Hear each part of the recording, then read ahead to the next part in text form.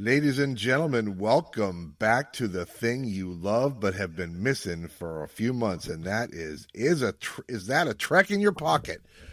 Butch and Rob are here today to talk about another Star Trek novel. This is our 14th Pocket Books episode. We're going to do the final reflection, book number 16 today. And here to talk to Butch about it, as is always the case, is Lord Rob McCullough. What's up, Lord Rob? Well, it is great to be talking to you again about some Trek, Butch. Now that I've, between the last book we did last year and this book, another birthday has come and gone. I'm 54 now. The turnaround isn't what it used to be. But we are overdue for some Trek in our pocket. And, I finally got off my ass and finished that book, and happy to talk with you about it today. As we head into summer, it'll be reading season again, so watch out, listeners. Yeah, so this is, what's fun about this is that I had always mixed this book up with a different book. So Pawns and Symbols. If you were to say, what's that book that has people playing chess on the cover? I was like, it's Pawns and Symbols. But no, it's The Final Reflection. And by the way, did I know what either of those books was about? No, I just remember thinking Pawns and Symbols were kind of like ponderous and stuff like that. But maybe it was this one, but I don't think so. Either way, I think as a 54-year-old, I enjoyed this book more than I'm sure I'd enjoyed it when I was 15. Because, this is a little bit more, we'll get it. It's the reflective game is what I'm talking about, right? Instead of the other one. So this is one of two books by John M. Ford. John Ford was 1957. He died in 2006 at age 49. So he died young. But he did two of the pocket books that we're going to be doing during this series, because he also did How Much for Just the Planet, which is number 36. And that's a book that I think is fairly well known among the Star Trek novels that I actually don't like very much at all. Spoilers. No spoilers. I don't remember it really. It's one of those things where, I have vague recollections. So there's a couple of these books that I remember, and most of them are just kind of like in the soup somewhere, and I don't remember. But this one was really interesting. A couple more things about John Ford is that he also worked on writing for the Klingons for the Star Trek role-playing game. That's like the pen and paper role-playing game, not the video games. And he was, and he also did some work on Star Trek 3, the video game. But he was felled, of course, by diabetes and kidney failure, so he did not take Wilford Brimley's advice, unfortunately. And it's probably going to get me and you too. But yeah. Well, what year was this book? I'm looking. 1984, May of 84. 1984. So while Klingons had been around since the 60s, and Klingons had been reintroduced in the motion picture, and they had sort of become the main villain, the main adversary for the Federation in the universe of Star Trek. This book is one of the first, if not the first, that I can remember, a book that really just focuses on Klingon culture. And so that probably, by default, sort of made him an expert on Klingon. Yeah, it is interesting because I kind of called this the Klingon version of the Romulan way, right? Where we're spending a lot of time doing kind of a deep dive in Klingon politics and Klingon culture and stuff like that. It's similar to that book in that book also mostly didn't have any of our heroes in it, right? McCoy is in the Romulan way a little bit, but a lot of times none of our people are in there. This book is almost the entire book is nobody we know in it, and that's that's definitely an interesting take on that. I like the way the book was framed, where it's like, hey, have you read the new novel about the Klingon Empire, Captain Kirk? I actually quite enjoyed that. I thought that was a fun way to introduce it. I like the idea that with the novels, you have the opportunity to do stories that are not maybe core crew centric. Yeah. Right? Oh, yeah. It would be difficult to do a TV episode in that, but some of the series have done those. But this gave us some context in kind of a fun way, and it's also sort of giving the author some wiggle room, like, hey, this is an account, this isn't the official account, or this isn't necessarily how things went down, but this is a take on it. Yeah. I thought it was fun. I liked it. I thought that was a fun idea. I will say this. When I was first reading that first chapter, and then I was like, wait, it's just they're reading a book. I was very put off by the idea of it. But, really? But it won me over because it allows the author to do something that you can't really do in regular storytelling. And so, because the idea is our heroes don't know this much about the Klingon Empire and stuff like that. So you can try and show them, you can't tell a story over a period of time, which is what this one does. So it's a really good way to kind of give background on the Klingons. Now, that being said, like you said, he became kind of an expert, Ford did, or his take on them was. The thing that I thought was really interesting is that he is one of the first authors to deal with the bumpy head, non-bumpy head Klingon problem, right? Yeah. And I remember because so in the role-playing game is where they developed this too. But his idea is that there's different races of Klingons. That there's Imperial Klingons. Those would be your bumpy-headed Klingons. And then there's just a normal, a different lower-level Klingon. That's the swarthy ones. I think it's an explanation. It doesn't make a lot of sense because you have a lot of high-ranking captains, Kang and Koloth and Kor, that are the lower unimperial ones. But, it's an explanation. So at least they tried something, right? Yeah. And it didn't necessarily stick. That's okay. But it's still kind of informative about how Klingons would work and stuff like that over time. Another thing, I don't know if you remember, you read the novel Strangers in the Sky probably at some point, which is one of the Star Trek novels.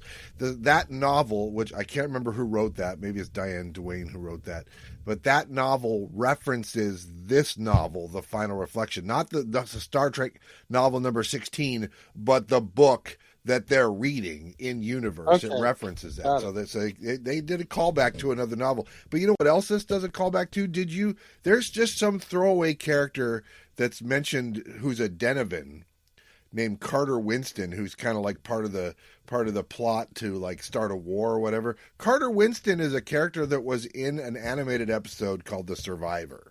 So so that's really interesting when you start to see the novelist bringing in characters not just from TOS but from TAS also. Yeah. And I didn't remember it when I saw that name. It sounded vaguely familiar, but I didn't remember it. But then I was like, oh yeah, I read it, and it's like Carter Winston. Yeah, he's in the episode The Survivor, or rather, an alien pretending to be Carter Winston is in that. So I digress. And TAS has always had an interesting place about is it canon or isn't it? Right. So, but of course, this being a novel, they don't have to worry about that so much. So, and then the last thing I wanted to say was, I think it's interesting to see some of the, I'm always a big fan of kind of the history building, the world building of the world that's gone by. And we get to meet a very young Spock in this. I don't think they ever say his name, but it's pretty obvious when they introduce his mom, and he's the son of the... Yeah, it's kind of like with the Vince McMahon scandal, and they're saying he also has some text with a former UFC champion who's also a wrestler. Like, oh, that list is one person long. I wonder who they're talking about. Exactly. And we get to meet, this is the weirdest one, Dr. McCoy's dad. Yeah, that was kind of fun. TJ. I didn't expect his dad to have initials, but because he's like, my son Leonard is just like you. Kind of, yeah. Well, we know who they're talking about, which is kind of fun. Plus, we get to see a lot about Earth's system of train transit in the early 2200s, and I'm always a big transportation fan, so that's fine. By the way, we got a lot of that stuff in the Romulan Way too. We saw how Romulan transit works in the Romulan Way, and we see how. Well, not how Klingon transit, but how Earth transit works. So filling in the gaps of technology, that's what I think is fun.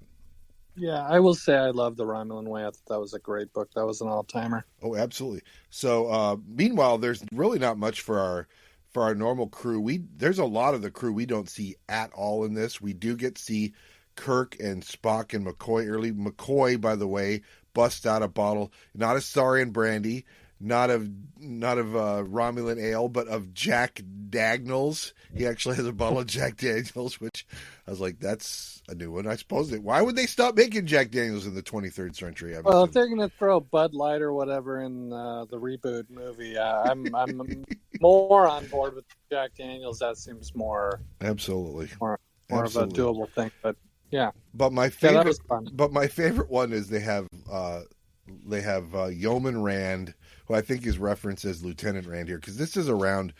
Well, this is supposed to be what 80 something, star date 80 something. So we're talking like post, the motion picture, I think. So Rand has switched her hairdo to a Klingon hairdo, because apparently Klingon culture is all. It's kind of like when everybody started listening to German pop songs and Australian pop songs in the 80s, right? It's like they're all going through their Klingon phase in the Federation around this time for whatever reason. Yeah, that was fun. I like that. I like the idea that fads sweep the crew and stuff. Yes. That makes sense. It's still people. Yes, oh, absolutely. And then I think we all can assume that bingo will be a fad. No, I'm just kidding. I'm tricking. But yeah, so there was a little bit to. Soon, but It was an interesting way to approach this story that will essentially be 253 pages of us not hearing anything about our normal heroes, but we get to see something more about one of our primary adversaries. So that's fun. All right. So anything else you want to talk about before we leap into this thing?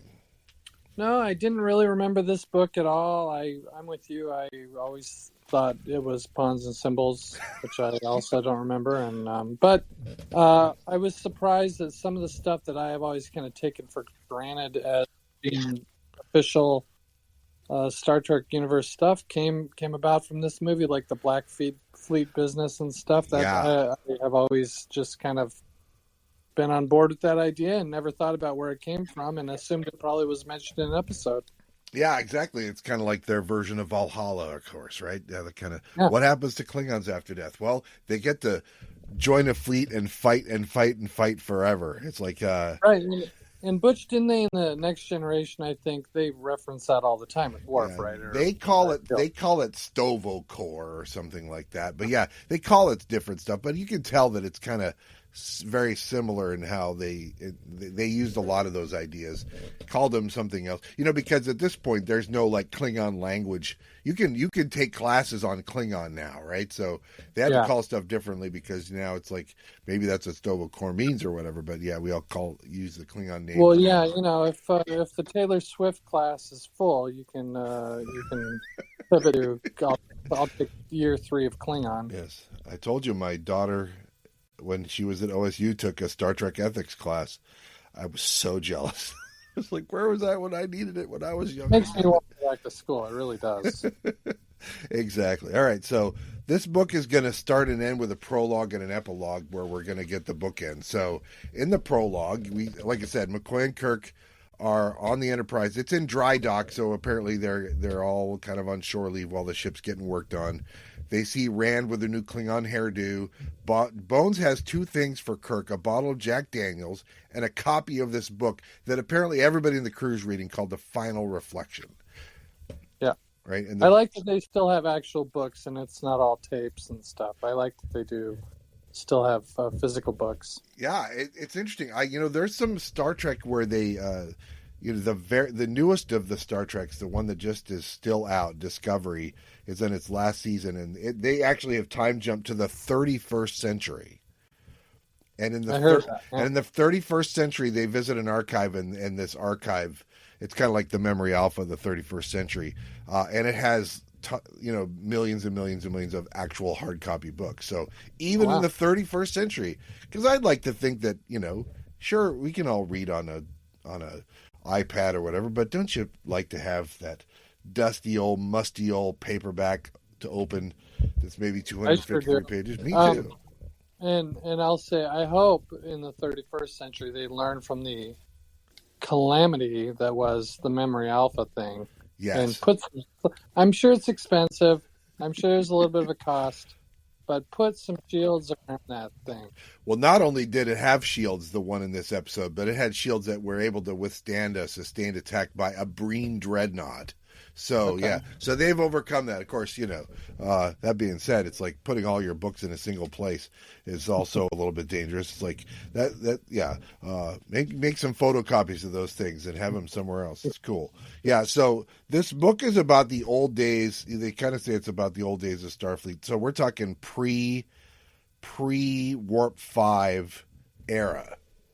But it wasn't that. What was it, like 40 years earlier? Yeah, they're 30 or 40 years before, right? So it's not like ancient times.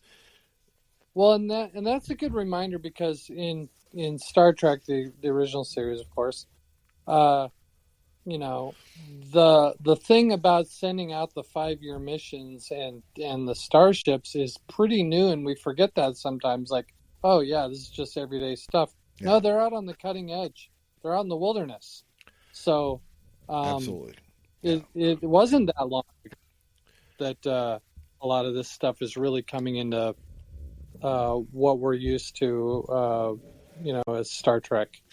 Yeah, and if you think to our world, right, it's like, think of it, the difference between this time in the Star Trek universe and the time we're used to in the Star Trek universe is like the difference between when you could take an airplanes around the country, but transoceanic flights were just barely starting, right, compared to like the era we live in now. So that's kind of like comparing this era of Star Trek, the pre-Warp 5 Star Trek, to the Star Trek we grew up with, where sometimes your ship is doing Warp 14.1 for a brief amount of time. So yeah, so it's kind of like the universe seems bigger in the world of this book that they're reading than it does to the world that they're living in, right? It's kind of looking back to the time not too long ago, but things seem a lot bigger now because everything moves faster and can travel farther. And so it's kind of like that. But we're still not that used to the Klingons. We're still not, that used to all the Romulan War is probably just ended, not that long ago. Yep. Right. So. Exactly. So I guess they do throw out a Horatio Hornblower reference, and that was always like Roddenberry's inspiration was Horatio Hornblower was what he wanted Captain Kirk to be like, and they do mention Hornblower in this, so that's cool. And then the other thing that comes up is that one of the main characters in the book they're about to read is Dr. Emmanuel Tagore. I don't know how to pronounce that. That's how I pronounced it. And Kirk asks if Spock knew him, and Spock's like, yeah, I actually did, and both Spock, and his dad Sarek were admirers of Dr. Emmanuel Tagore. So that's a little bit of a teaser, because he's, at that point I didn't think we were actually going to see Spock in the book, but it's like they're kind of foreshadowing that, right? So that was fun. And spoiler, it is fun when he's in there. Absolutely. So then the book switches from Kirk is in his quarters, and he sits down and he opens the book and he starts reading, and then for the next like 240 pages, it's just not our heroes at all, which is it's like the book inside of a book or whatever, which is a whole genre in and of itself. Yeah. And it's not only is it not our heroes, it's people we've never heard of, completely new characters to us. Yeah. So, in a completely different culture that we only know bits and pieces of. Yeah. Absolutely, and so we jump right in. So and the chapters are given titles. So chapter 1 is called Tactics, and in that we meet our main character. The guy's going to be the main character for us for the whole time, and his name is Vrenn, Vrenn, and he is, I believe they say he's 9 years old. He's a 9-year-old Klingon, but he's fully battle ready. Klingon. We get the sense Klingons grow faster and die younger from how they write this in here, right? And he's a piece in a live action like board game that is being played by like some admiral. They call him a thought admiral. And which was this game to the death? Oh yeah, well, not necessarily, but sometimes yes, because we see at least a debt or two happening in this game, right? So I'm not sure it was always supposed to be, but if nothing else, it's pretty rough. If you think parents have a problem with their kids playing tackle football these days, don't let them play Klingon. If you thought boxing at the Boys and Girls Club back in the day was too much, you're not going to like your kid going off to Klingon summer camp. Yeah, it's funny. So basically the game, to just kind of give a short description of it, it's some combination of hand weapons and high technology that allows you to direct players to move on the board. So the person there's two guys controlling the pieces, and by controlling they say, all right, move up to level 6 and advance forward 2 places. And the idea is it's capture the flag. You're trying to capture the other team's thing or whatever. Yeah. And they don't really explain the rules too much. We get the gist of it, but I don't think I'm going to go out and build myself a Klinza Quinta board game or whatever. But you probably could.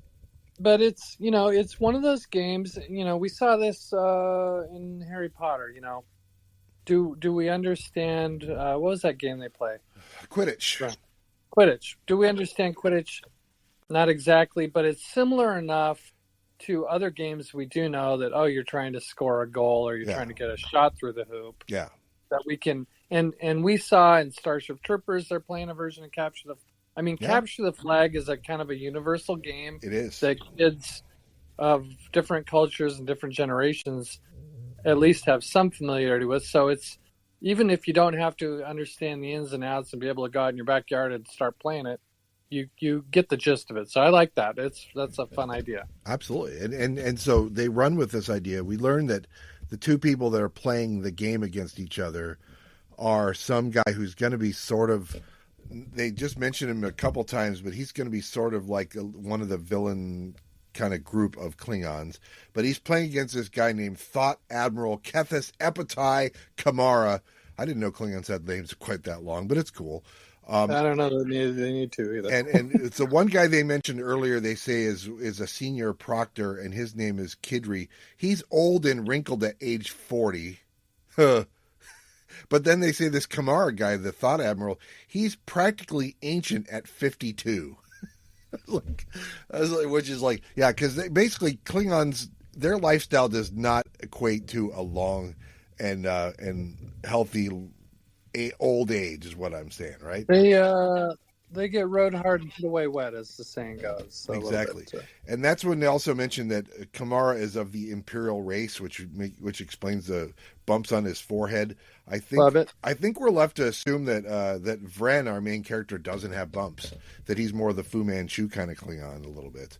Although we learned that he's kind of from some line that they thought was extinct or had been all killed off. I don't really know what, and it's a big enough deal that Kamara is going to pay attention to that.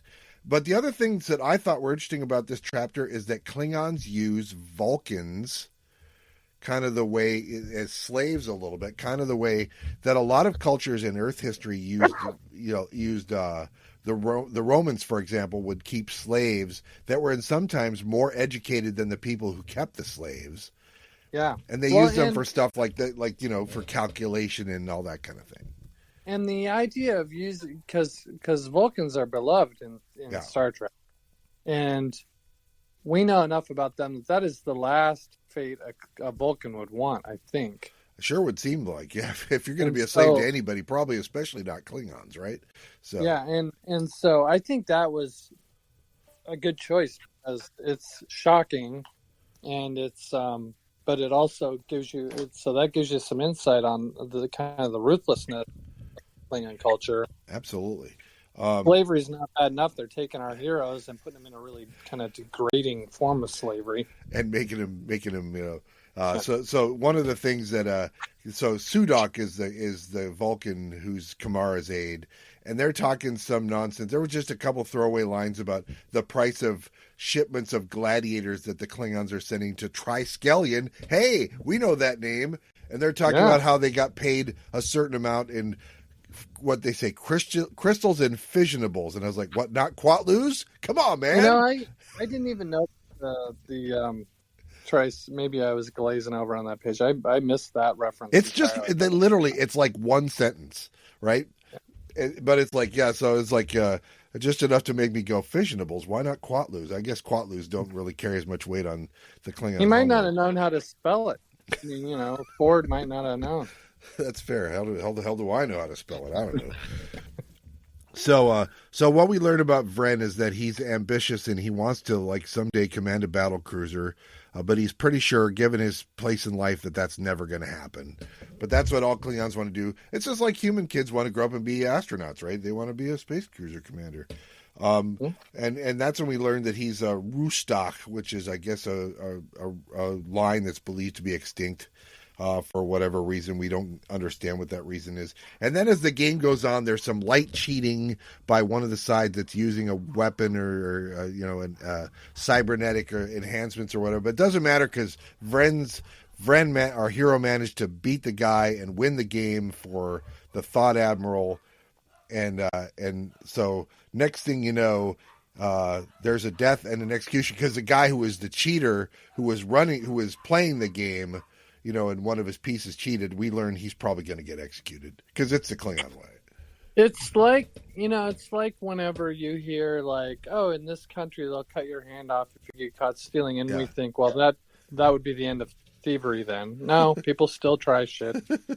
You think, why would you cheat at this game if you might get executed? Yeah, man, that's what people do.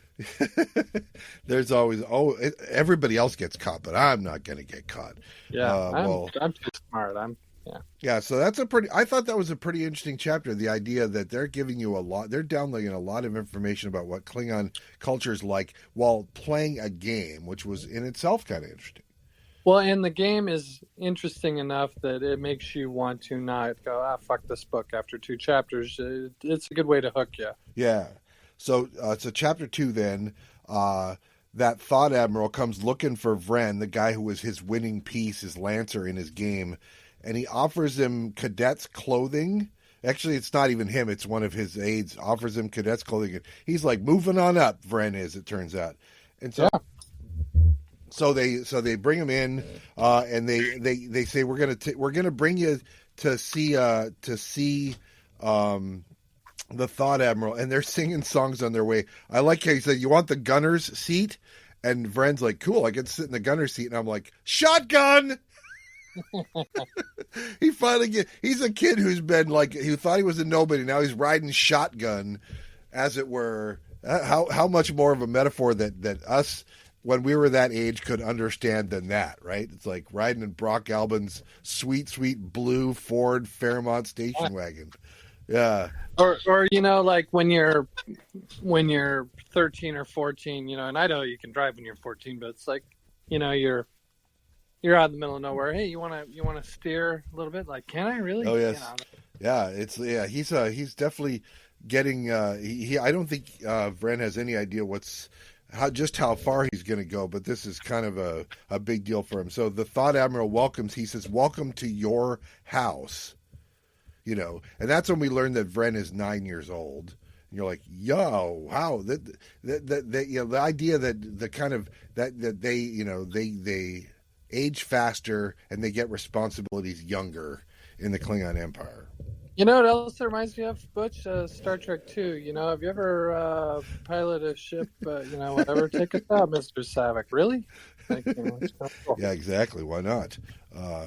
And then my favorite, one of the other things is that we meet Kamara's wife, who's an Orion. Her name is Rogaine, by the way, spelled exactly like the medication. I was like, I wonder if that's where they got the name for their medication or whatever. Because Rogaine is an Orion, and so basically... they're worried that Vren's going to suffer from hormonal shock and that it could actually kill him because the Orions are that. Bitches they're something. Yeah, so it's pretty funny that but I do love the fact that her name is Rogaine. Ask your doctor if you think Rogaine is right for you. But then we learned that Vren's line had been killed off by the Romulans. How he's still alive, we don't know. Yeah, go ahead. Side effects may include becoming a dried up husk with all your life force sucked out of you. Yeah, that's what I'm picturing. I'm picturing Matilda May in the green paint is what I'm picturing. Yeah, exactly. Sorry. Thanks for those of you who understand that reference. We're talking about our other channel where we did Life Force, the movie from 1985.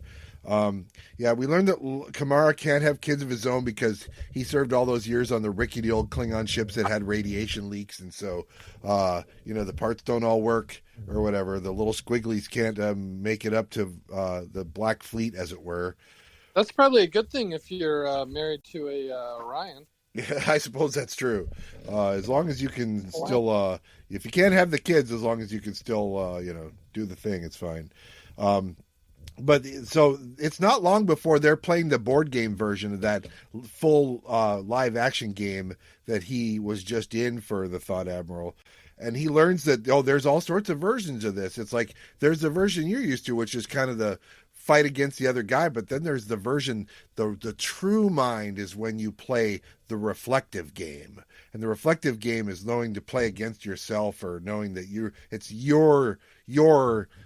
the real opponent is yourself, and can you overcome yourself, or some kind of nonsense like that. It's it's I got a very Tony Robbins seven strategies for self-improvement kind of a thing out of that. Fox, it's fear. You have to overcome your own fear. Get your hand back. Yep.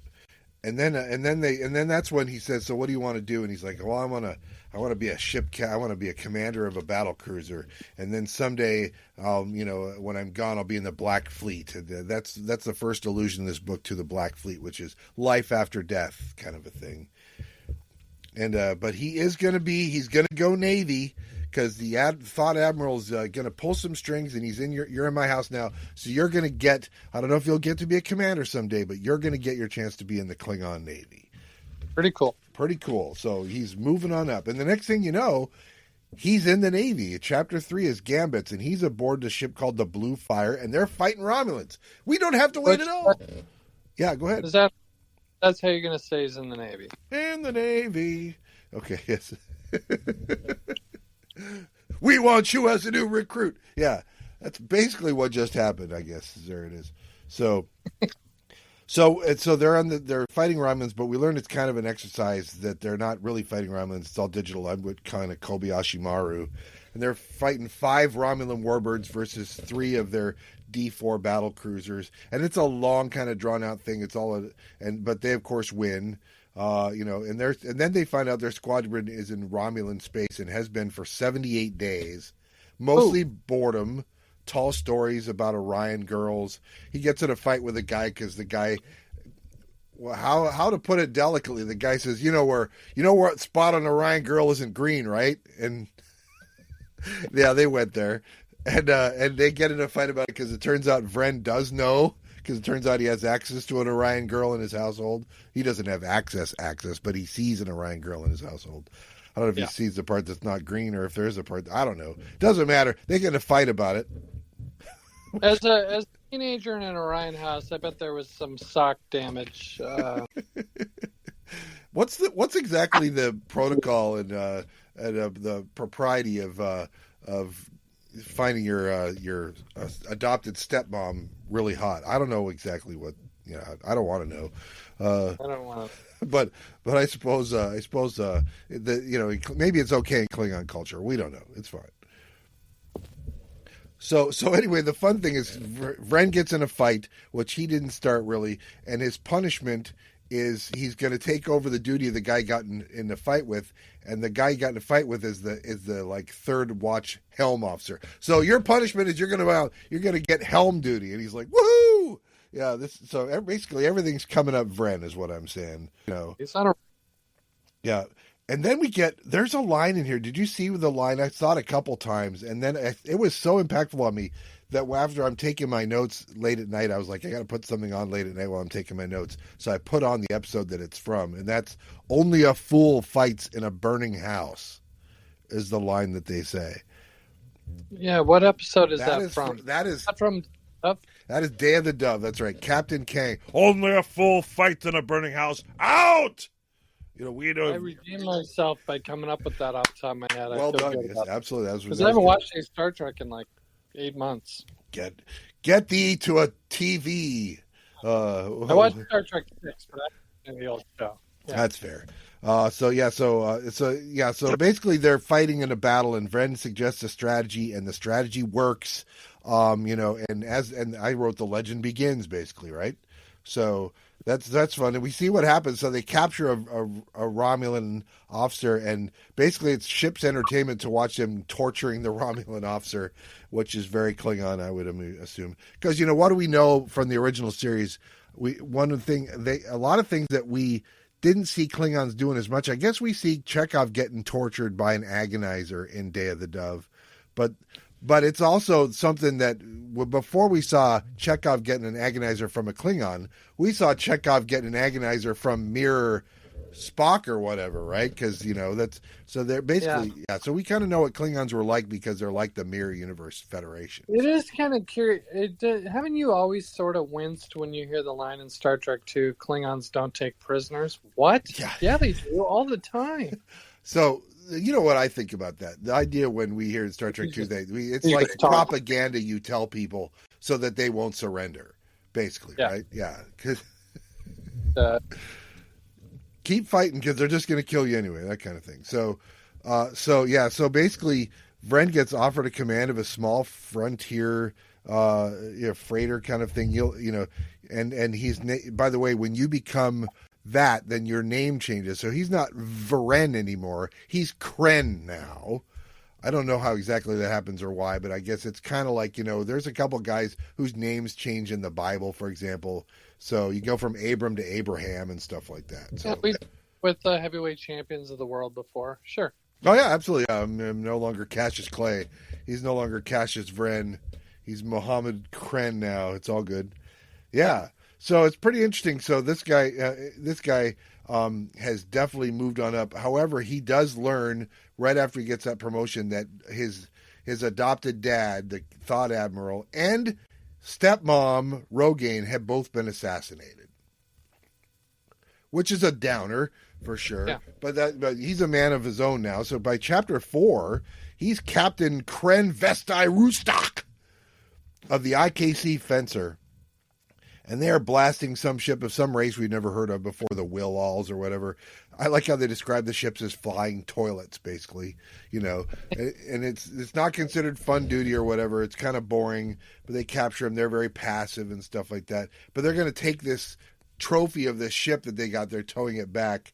But then they find out, we can't actually keep doing that because you've been called back right now immediately. Go back to the homeworld. Drop your flying toilet you're towing and head back. And my favorite part, Robin, I know you're going to appreciate this. We learn that the reason they have to drop their conquest is because even at maximum warp, it's 112 days back to the Klingon homeworld. Suck it, J.J. Abrams. Yeah, I love it. Space is big. Yeah, especially at warp 4, man. 4, man. I said it. There we go. It's fine. So while they're doing it, they meet some high ups, including some people at the Imperial Intelligence. Did you catch? That's the best. Oh, no ship has been captured like mine did. Wasn't it great? Didn't I capture? We know it's okay because he's never going to listen to this. It's fine. But my favorite thing is when we meet the member of Imperial Intelligence. His name. Did you catch the guy's name? Is Meth. So just to clarify, we got a Meth and a Rogaine in this is what we got. I was like, why couldn't they name him Heroin? I said it. I'm not proud to say it. I'm not too proud to say it. You know where I'm at on that. And so they find out what their mission is. By the way, your mission is you're going to go pick up the new Federation ambassador. You are. That's your mission. You're going to pick the new ambassador on his ship. And you can use your ship. You can pick the crew you want and stuff like that. It's a 2-year cruise, by the way. It's going to take 2 years. There's no stopping for provisions, so you're going to have a ship loaded. It's going to be like that submarine we just watched in Das Boot, where all the sausages are hanging from the ceilings. It'll be great. 150 man, yeah. That's exactly right. So then one of the people that's going to be on this crew is somebody who he knew back in his days of fighting in the game, named Lieutenant Kelly. Is that weird that all the other Klingons have Klingon names, but the girl's name is Kelly? Is that weird? I don't know. I mean, who knows? I think it's probably, if I had to guess, I'm like John Ford went to high school with a girl named Kelly and he wanted to put her name in a book. That's what I'm guessing. Yeah, Kim was his second choice, maybe. Yeah, there's a guy we know who wrote there's a guy you and I know who wrote a book or two in high school, and that was his thing, is putting people's names in the book as characters, and then he'd say, "Here, you're my book. I'm putting you in my book," kind of a thing. It's like, I don't remember what that guy's name is, but he wrote a couple books, and Anyway, so boxing book. Yeah, that's exactly right. So they are met by 5 Federation cruisers meet their one little ship, which is a little intimidating. And then, but it's okay because there's not going to be any combat. And they meet up with the guy who we think I thought was going to be like the big Federation guy we're going to meet in this. And his name is Admiral Luther Whitetree of the USS Glasgow. And he's the one who's going to like escort them to where they're going to pick up their ambassador. So that's how that goes. How we think we're doing so far? We're doing good. All this stuff that you're talking about, I don't even remember all of it because I was reading it in October for the first half of the book. There you go. All right. Well, we're about to catch up. So if you want to say what's the one thing that I think John Ford really contributed to the Klingons we know in Star Trek The Next Generation, it's this. They drink fruit juice. There's a lot of fruit juice drinking in this. And they even mentioned this. I was like, no prune juice? And then literally when I'm writing this in my notes, a few pages later, they mentioned, but not prune juice. I was like, because that's Worf's favorite drink in Star Trek The Next Generation. He thinks it's a warrior's drink, prune juice is. Well, that is true. It is a warrior's drink. I mean, you'll prove your mettle. As it were. That's right. There's nothing that proves intestinal fortitude more than that kind of prune juice. Yeah. But they share some glasses of that, and Whitetree is surprised to find out that Klingons have female officers, and Kren's like, yeah, we do, and he's like, do you have female commanders? And they're like, no, we don't, which is consistent with TOS's at the time. You know, there's no women captains either. I don't think they had women captains.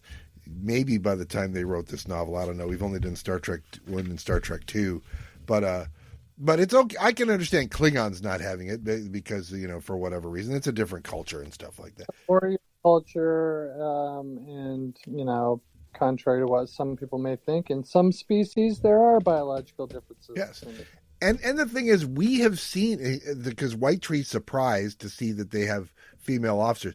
We've seen a female officer because we saw that Day of the Dev episode, but then I had to remind myself that hasn't happened yet when this is taking place. That's still 40 years in their future. And right? It was interesting because in the original show, the Romulans did have female commanders. So it's not like it was an unthinkable thing. It was a choice. Absolutely. For Klingon culture there. So I like that. Absolutely, yeah, because the Romulans definitely had the highest commander we ever saw, right? Who was commander of an entire flotilla or a task force, basically, was a female in the Romulans one. So that's cool. Let's see. So Whitetree admits, yeah, my son was killed by Klingons and while serving on the Flying Fortress, and then he mentions that the Thought Admiral that we met that was Kren's adopted father was kind of the Klingon Yamamoto. You know who Yamamoto was, Rob? I do not. He was the chief admiral of the Japanese Imperial Navy in World War II. He's the one who was kind of the mastermind behind the Pearl Harbor attack. He didn't want to do it, but they said, we need to attack him. Says, all right, well, if I were to do it, I advise against it, but if I were to do it, I would do it this way. And so it was his kind of, he was their chief strategist. And so when Whitetree says that, that Kethos was their Yamamoto, he's giving him a lot of praises. Like, you know, that was our other chief villain who was a respected opponent back in the day, and now we thought Kethos was a respected opponent as well. So, yeah. And then they get to a starbase, and we learn that there's a brawl while they're at the starbase. As what happens when you mix Starfleet and Klingon personnel, a brawl will ensue. We learn that, right? It happens every time you visit a starbase, basically. So somebody got in a fight over vodka or garbage cows or something like that, and so they got in a fight. Yeah. But we learned that stun settings are not particularly effective on Klingons when you're using stun settings on your phasers. And then go ahead. They're tough. Yeah. And so that's kind of fun. We don't get a lot of details about the fight, but we find out that there was one, and we can totally understand that. And then when they arrived on Earth, go ahead, Rob. I will say that the Klingons physically are a formidable species. Not so formidable that Nurse Chapel can't kick the ass of 10 of them down a hallway, but I digress. And also, she was on the juice. Yeah, that's exactly right. But, that's how Holyfield beat Tyson. Am I right? Okay, sorry. That's a sore spot for those of you who don't know our boxing proclivities. All right, so then they arrive on Earth, and when they arrive on Earth, Kren is going to meet two people of import. Three, I guess. The first one is Dr. Emmanuel Tagore, and that's the guy who's going to be the ambassador to Klingon, that they're supposed to take back to Klingon with them. I wonder if they got the idea for Star Trek VI where they're going to escort somebody back through in part from this, or if it's just a good story idea that they came up with independently, I guess. I don't know. I mean, it could be. I mean, it's only a few years earlier, 5 or 6. It's possible. Yeah, that's true. And then we also meet Admiral Van Diemen, Diemen, and he's like, there's a change of plans. We want him. You're supposed to meet with this civilian. He's asked to meet with you, and he's got a lot of money or whatever. He lives in. He's the Ted Turner character because he's in Atlanta, basically, and he wants to meet with Kren. And his name is Maxwell Grandison. I guess I was surprised that they didn't do more with whatever they were doing with here, but we'll get more into it. And we find out there's a lot of public unrest about the Klingons being so close to Earth. They don't want war, but they seem to be headed that way, or there's concern that they're headed towards war with the Klingons. My recollection is dropped this point. It was kind of interesting. Yeah, I think you gotta. Is your microphone like against something? Because you sound a little muffled. So. Oh, it could be. I had it resting on my bathrobe. Yeah, that'll do it. So, all right, sorry about that. We're just making sure that we can hear your dulcet tones for sure. So he has to go to Atlanta, Georgia, like I said, to meet with this Grandison guy. They're at the offices of the Atlanta Constitution newspaper, which is fun because that's already out of date. Because now it's the Atlanta Journal-Constitution because they've combined two newspapers. But back when he wrote this, there was the Atlanta Constitution, and they figure it still exists 200 years in the future. By the way, kids today probably don't. You may not know this, kids, if you're listening to this, but there's these things called newspapers.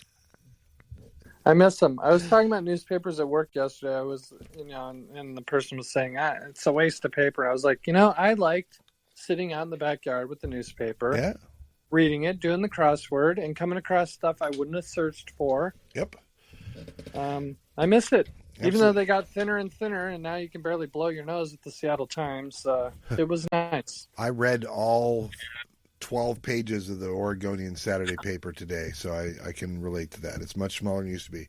So at that, he meets with Grandison at those offices. He also meets with a couple other people, Dr. Samuel Landers, don't know who that guy is, and a Dr. T.J. McCoy, M.D. That's fun. They have a Southern breakfast. There are grits involved, so that's cool. Because there's always going to be grits. We had grits at Drew's wedding, if I'm not mistaken, right? Probably. I have grits every time I go to Florida, not because I like grits, because I really don't, but it's fun to have them. I mean, I like them with sugar. I don't like the salt and pepper like kind, but I like them with sugar. Sugar grits. Interesting. That's right. Yeah. When in Rome, as it were. Okay, gotcha. Yeah. So what we learned is that this group, although we'll learn later, McCoy's not Rome, Georgia. He's talking about people. Rome, Georgia. Exactly. There is a Rome, Georgia. That's right. So we learned that this group is a group of isolationists that want the Earthlings to stop traveling around the galaxy and just stay home. Which is something that's called the Homeland Movement. That's something that they played with in the series Star Trek Enterprise, where I can't remember what they called it in that series, but they did the same thing. It's like, we should stop hanging around with all these aliens, dang it. Well, we saw lots of versions of this. We should stop being so technological and go back to nature. Yeah. We should stop, we should sing hippie songs and... force fields and sing hippie songs. And back to nature and grow plants, right? We saw both of those, this side of paradise and the way to Eden, right? Exactly. Yeah. So that's a tried and true.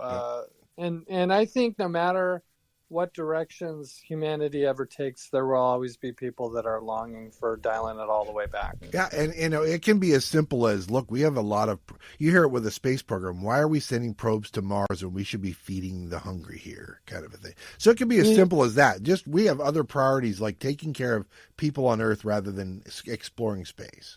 Well, and you hear it from me when I'm talking about football. I want to go back to the old days. I mean, so it's it's true. That's fair. All right, so we learned that this Grandison guy take this message back to the Klingon homeworld, that there are Earthers that want to stay out of your business, right? So basically, that's you won't have to fight a war with us because we'll stay home, and you don't. Do you think, Butch? Do you think this is like they're sort of comparing some of this to World War II with like the people who are like, hey, let's focus on the U.S. and not worry about what Germany's doing? I think so. I mean, that's fair. In this case, I think that's very true in this case, but it's a little harder because in this case, we're seeing the Klingons from the good guy perspective, from their perspective here. So I don't think that they would want to necessarily compare them to the Nazis, although everything else we know about the Klingons, they're expansionist, right? But the idea is, I guess the other question I was having, maybe I'm going a little bit down a digression, but that's what we do here on the podcast. That's what we do. Is the question of whether, if Earth is going to be like, hey, we won't go out and get meddle in your business if you just leave us alone, then you don't have to worry about us. Is that the kind of thing that if you're dealing with an expansionist, militaristic society like the Klingons, is that going to make them more or less likely to want to invade you? Yeah, I think you're asking that rhetorically, but I will give you my I don't know the answer to that question. Yeah, so I think it's going to make them more inclined to attack. Yeah, because they're either going to think you're soft or they're going to just assume you're like they are and secretly want to expand and you're full of shit, and so they better attack you anyway. So either way, I think it increases the chance of you getting attacked. And if we learn anything from this, I think we're going to learn that maybe they're full of shit. So now we're going to move on. Now we're heading back. We're on a diplomatic conference. There's talk at the Earth. There's talk about a prisoner exchange and other considerations. We have some conversations with this guy Tagore, who seems to be a pacifist and doesn't really want war. I guess there was an assumption, Kren made the assumption that he must have been a warrior in the past because he owned a gun or something like that. And maybe he was or maybe he wasn't, but he definitely doesn't seem like he's interested in fighting wars anymore. And then weren't they thinking he's such a badass, he's going to come on board without weapons? He must really be a badass. Yeah. And really the guy's a pacifist. And I think maybe the thing is that the Klingons don't really have a concept of what that is, right? So it's like, but Klingon pacifists are called slaves, I think. Yeah, that's exactly right. So they do hang around with them, I guess. But so then we find out. By the way, up in the upstairs, there's a fusion son. They call him the Vulcan ambassador, and he's 8 years old, and he's quite the intellect. And so I guess I'm already starting to figure that out. But I figure, they just mention him. And then he goes upstairs and he's like meets with the kid and he plays chess with the kid. And he beats the kid in chess. So Kren is able to, and chess is not the Klingon game that they played, but apparently it's similar. So Kren beats Spock in chess. Granted, it's an 8-year-old Spock in chess. And I don't think it was a walkover either. I think it was a competitive game. It's interesting because they talk about the Black Fleet a little bit, and they talk about Surak's wisdom a little bit, and then they shake hands at the end of the match, and they're shaking hands just as Amanda, Spock's mom, comes in, and she's a little freaked out seeing a Klingon shaking her 8-year-old kid's hand. But it does have a live long and prosper ending to it. So that's good. It was like, what in the Samuel T. Cogley is going on here? Exactly. So it was fun to have that little vignette of Spock. The idea that he's at 8 years old, already like precocious, which is interesting because when we met Vren, now Kren in this story, when we met him, he was 9. So we're kind of seeing both of them at around the same age, just at different times in the book. I thought that was interesting. Yeah.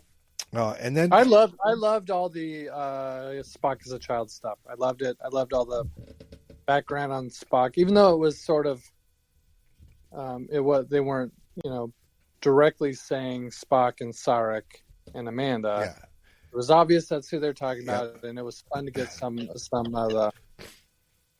the lore filled in. Yeah, human mom, Vulcan ambassador dad. I think we kind of can put the pieces together. Yeah. But they did. You're exactly right. They do not use names, do they? So that was fun. And then, hey, there's something else that we're like halfway through this book a little bit more, and then something again to show kind of the era we're in here is that the Klingons, or no, the Federation demonstrates some of their brand new technology, and it's transporters. Yeah, that was pretty cool. And it's funny. It's like basically they do it as a flex on the Klingons. They're like, yeah, bet you haven't seen this before. Watch this. Wee. Yeah, so take that back. We would hope that you would take news of this breakthrough back to your empire. And they're like, should we tell them we have this already too? Should we tell them? So that's fine. Although we learned that the Klingons have it, but it's not very. They don't trust it very much either. So yeah. But that's fun. So now they're back on board. The fencer, he's talking to Tagore. There's some books that are involved. They play poker as well as chess on board. And then Kren beats him in something and wins a book. And the book he wins, they don't say who it's by, but it's called The Space Cadet. Yeah. Are you familiar with The Space Cadet? I was not, but I looked it up. I am not, but I thought it was fun that he won a book called The Space Cadet. Robert A. Heinlein, 1948. Oh, okay. This is so it's a classic. It's a classic. Guy who wrote Starship Troopers wrote this book, right?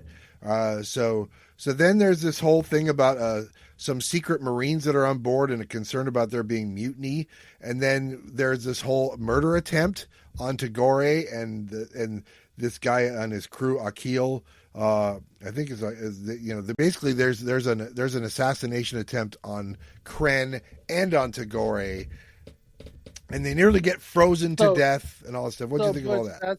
That fits your Star Trek 6 theory. I mean, well, first of all, we would have expected an assassination attempt on a mission like this, but it is paralleling Star Trek 6 a little bit. Absolutely.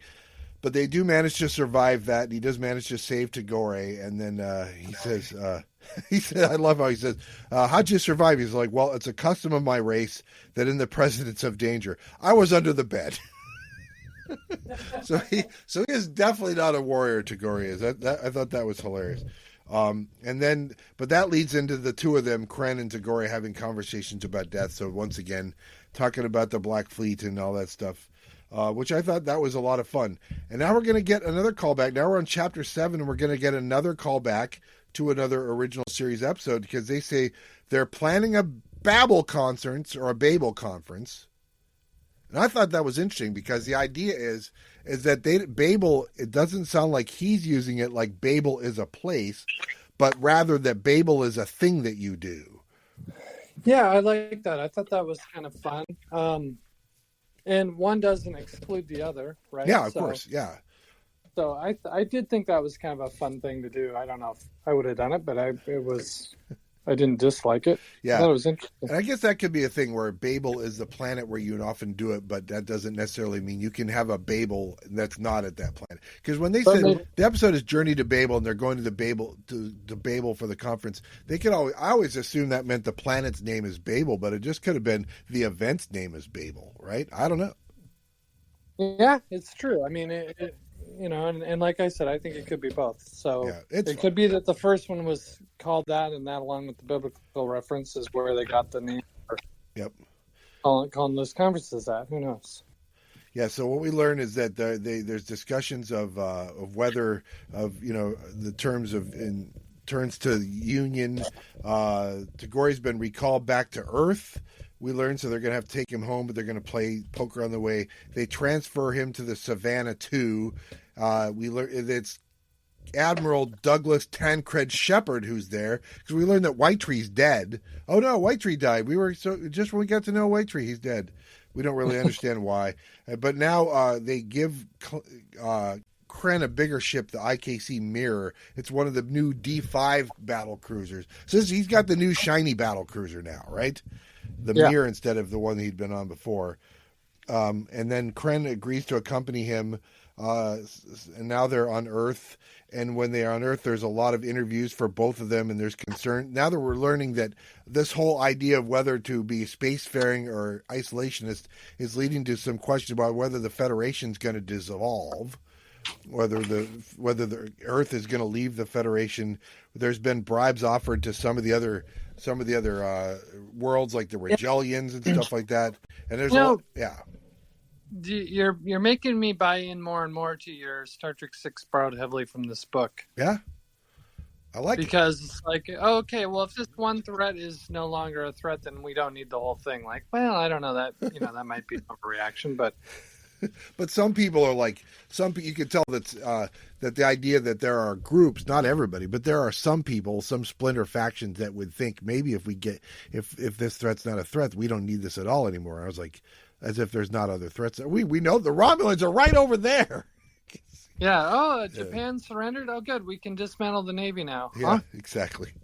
But that's kind of funny how for people that are non-militarist or non-military people or not interested in that, they're like, if we just stop spending all this money on these ships and stuff, imagine the good we can do in other places.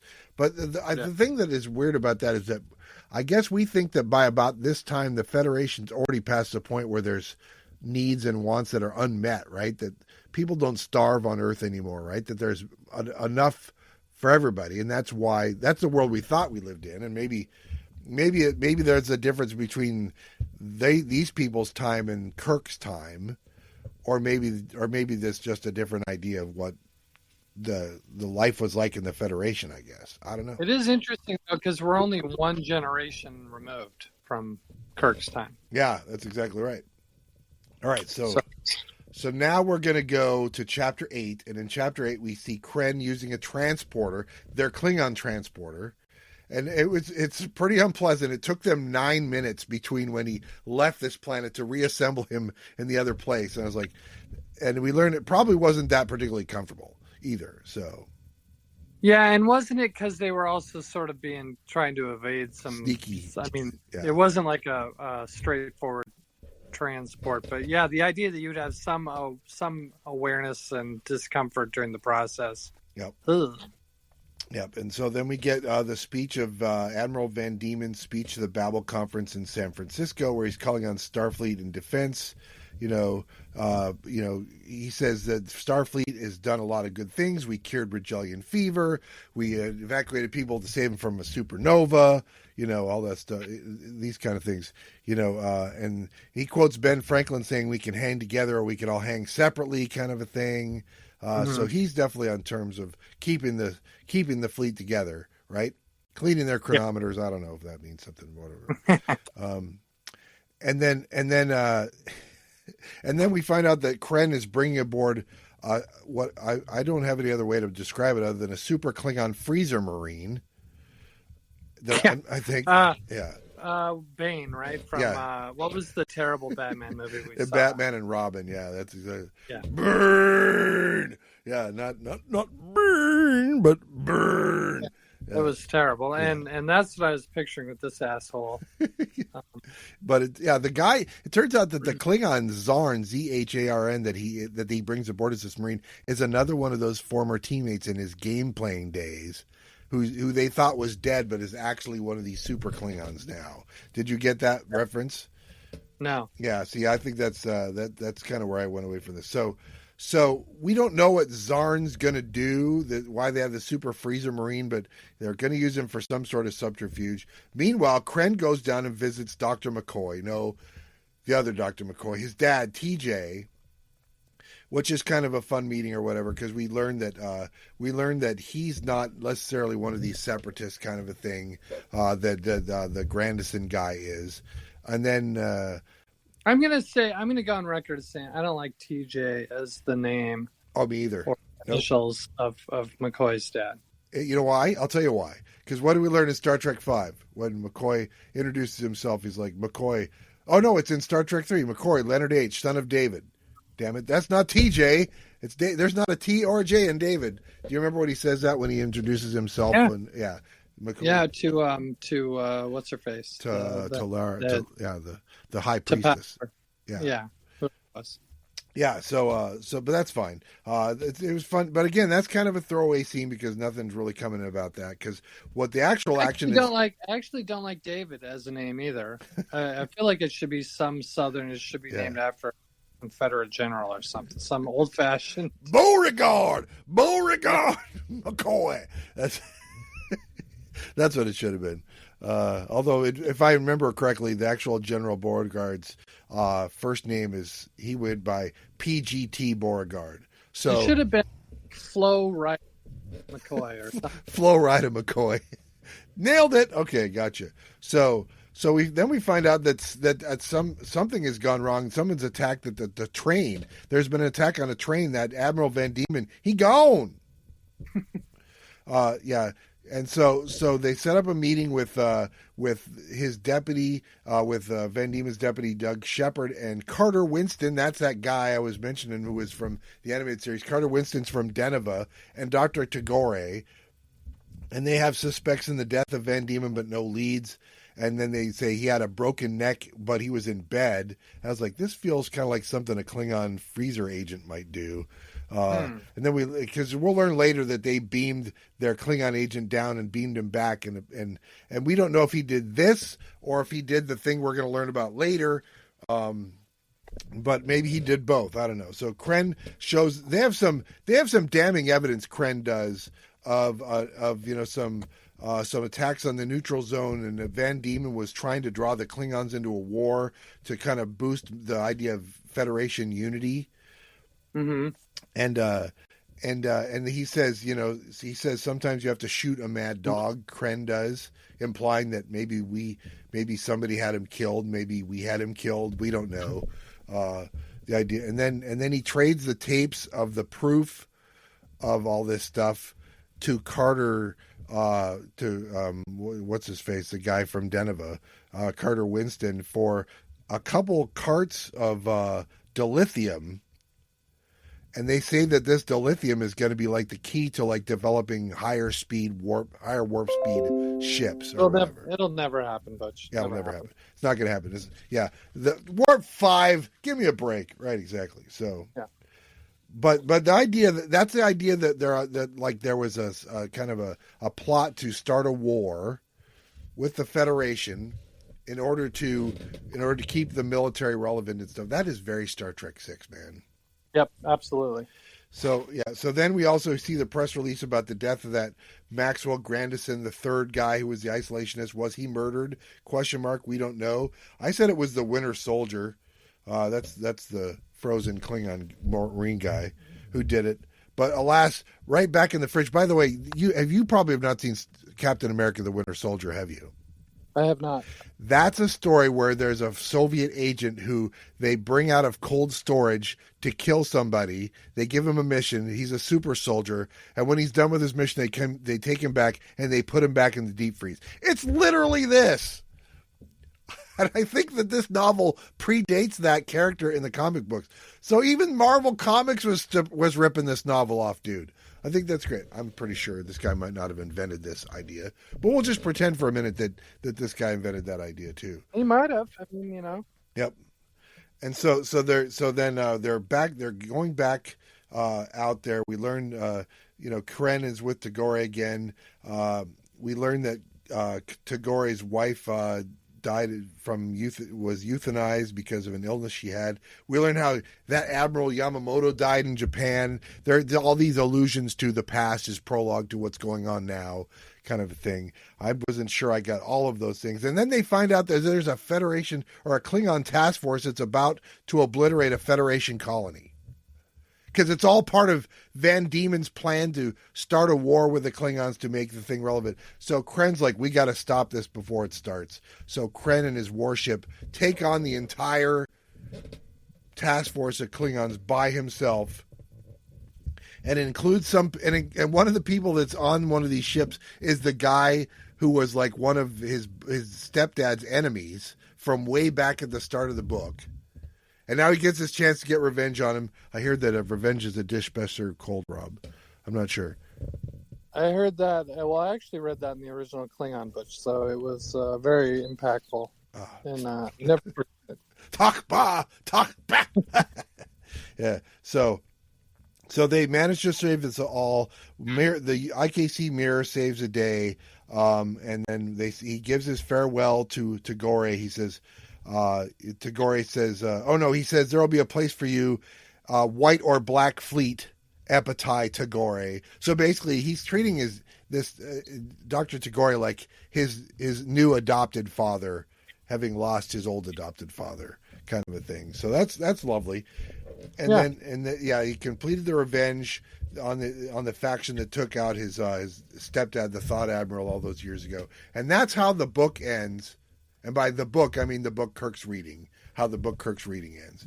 And then we get the little thing at the very end. Kirk's captain's log started at 8405.15. Kirk says the book was fascinating, and it gave him a new appreciation for Klingons and how it affected all the crew that read it. And that's it. That's all we get from our crew. Just the book was great. 4 stars.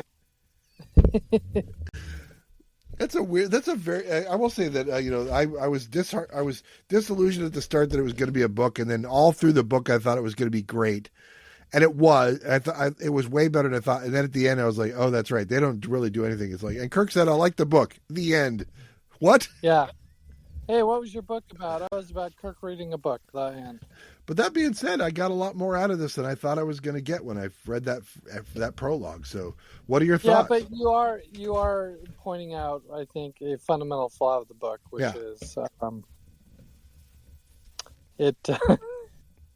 it's an interesting story, and it gives some insight, I guess, a little. The Romulan Way, I thought, gave a lot of insight into Romulan culture and filled in a lot of Romulan history, and I loved it. This did a little bit of that, but it mostly was a story containing no one I knew about stuff I didn't really know about. And I was quite often a little bit lost about what the hell was going on and why I should care. And then that sort of abrupt, one might even say slapped on ending, like, oh, that was good stuff. Give me something to think about. Ba-ba-ba-da-bum, as the exit music plays. It was a little bit of a letdown. Yeah, I thought so. But that being said, I think the framing of it is why I didn't like it. I thought the book itself was really good. It doesn't feel.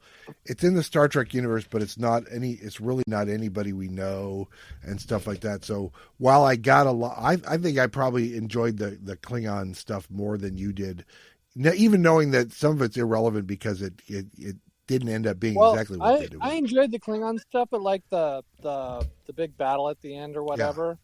Was kind of like I never really get a lot out of the battles in the books. As much as I love them on the TV series, I don't get a lot out of them in the books. So I enjoy understanding how Klingons think, how they view things, things they're suspicious of, the political intrigue and stuff like that. And we're going to get more of that in future books because, there is in Star Trek a limitless wealth from which to derive stories and build on and explore ideas, but the story that this is all set in is it's just kind of a story. Yeah, for sure.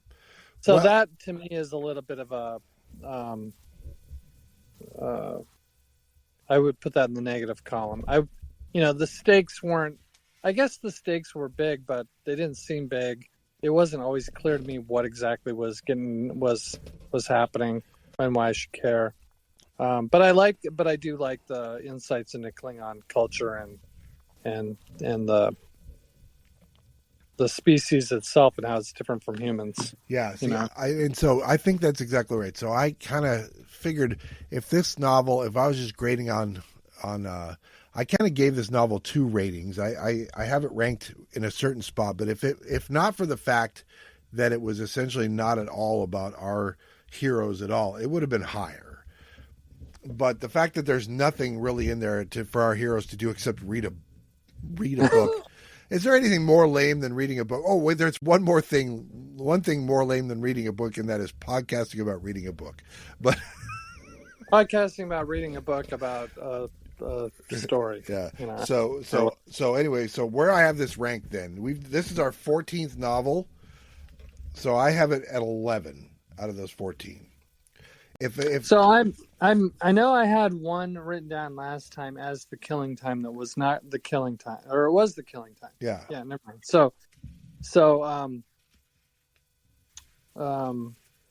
I finally saw what I did wrong here, which is I put that the next book was going to be The Killing Time, and what I really meant was the next book was The Final Reflection. That's what threw me off. Oh, I got you. Yeah. So which one was The Killing Time? I don't remember which one that was. Killing Time was the one where the Romulans go back and change the past so that Kirk's like a lowly lieutenant or whatever who's got problems. That was a weird one. It was. I thought it was really good though. So my rankings are as follows. I have the Klingon Gambit at 14, Mind Shadow at 13, Doctor's Orders at 12, and then everything else above that is a step above those three. So then at 11 I have this book, The Final Reflection, and above that I have Corona, which ought to have been higher, but it was our first one. The 3 Minute Universe at 9, Double Double at 8. I have Deep Domain at 7. And then the top 6 are really good, I think, which is The Idic Epidemic, the novelization of Star Trek II, Killing Time at 4, and then the 3 Romulan novels, Web of the Romulans at 3, The Romulan Way at 2, and My Enemy, My Ally at number 1. Yeah, so we have 14 altogether? Yeah. So 14 I have Double Double. 13 I have the Klingon Gambit. Mm-hmm. 12 I have Doctor's Orders. I also have this at 11. I put Killing Time at 10, and I did that in like 10 seconds. But in the snap decision of whether to put Killing Time higher or lower than the Final Reflection, I chose higher. Fair. What number am I on here? Was that 10? 9. That was Killing 10. Time? Okay, so 9 is Deep Domain, which had some fun stuff in it. Yep. 8, Web of the Romulans. 7, Star Trek II. Which I marked up a little for being a novelization. Yeah, you can't give it credit for what we saw on the screen in the movie. It's just right. Yeah. Right. 6, I have Corona, which I quite liked. 5, the 3 Minute Universe. I have Mind Shadow at 4. My Enemy, My Ally at 3, the IDIC Epidemic at 2, and the Romulan Way at number 1. And I like those top. I'm with you. I like the top 6 quite a bit. 7 is, the Wrath of Khan is nice as a supplement to the movie, but the top 6 are all excellent. Yeah, absolutely. So next up, we have already selected our one next up because, it was the Deep Doldrums. So at some point we rolled the next book, so I will not pretend to roll dice to say what the next one is because we've already rolled the dice and picked the next book. The next book is The Prometheus Design. By our favorite authors. By bringing back our most infamous of writing duos, Sandra Marshak and Myrna Culbreth, who wrote the Phoenix novels from the Bantam book series. Both of them. We were troubled and perplexed sometimes, annoyed sometimes, and very rarely, but occasionally, if we're going to be truthful about it, sort of titillated. And also, by the way, they were not easy reads. No. They were slogs. They were... Yep. Yeah. And I will say, I don't know what else to say about this, but I will say I think they did better in this than either of those. But we're not going to spoil it. That's just an initial reaction. But I don't know how much of singing praise about that novel that is. We'll find out. Well, I am only halfway through it, and they've already done a callback to their own stupid Omni business, and they can't help it. They can't help it. All right, so join us, our friends in the literary world, next time as we take on our 15th pocket trek in. Is that a trek in your pocket? That won't be 9 months from now either. That'll be soon, very soon. Soon and very soon. All right, take us out as we always do, Rob. Well, did I have a different call out, or was it? I think it's the old standby. Okay, then live long and podcast.